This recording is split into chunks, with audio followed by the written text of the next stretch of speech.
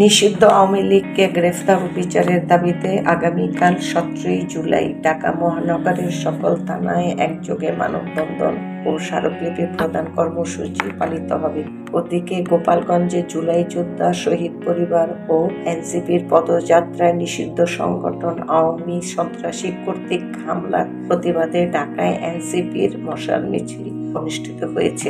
বিক্ষোভ মিছিলে কেন্দ্রীয় যুগ্ম সদস্য সচিব ও ঢাকা মহানগর উত্তরের প্রধান সমন্বয়কারী আকরাম হোসেন বলেন, এনসিপির জুলাই পদযাত্রা উপলক্ষে আজ গোপালগঞ্জে সমাবেশ অনুষ্ঠিত হয়েছে। এই সমাবেশকে ঘিরে নিষিদ্ধ সন্ত্রাসী সংগঠন আওয়ামী লীগ বহুমুখী ষড়যন্ত্র করছে। শুধু তাই নয়, জুলাই বিপ্লবীদেরকে হত্যার উদ্দেশ্যে তারা সারা দেশ থেকে লুকিয়ে থাকা নিষিদ্ধ আওয়ামী লীগের সন্ত্রাসী ও সশস্ত্র ক্যাডারদের গোপালগঞ্জে একত্রিত করতে থাকে। তিনি আরো বলেন, আজকে যখন জুলাই পদযাত্রার বহর গোপালগঞ্জে পৌঁছে তখনই গাড়ি বহরের উপর সশস্ত্র হামলা করে নিষিদ্ধ আওয়ামী লীগের সন্ত্রাসী ও ক্যাডাররা। জাতীয় নাগরিক পার্টি এই হুমকি ও হামলাকে বৃদ্ধাঙ্গুলি দেখিয়ে বিপ্লবী গোপালগঞ্জবাসীকে সাথে নিয়ে সমাবেশ সফল করে।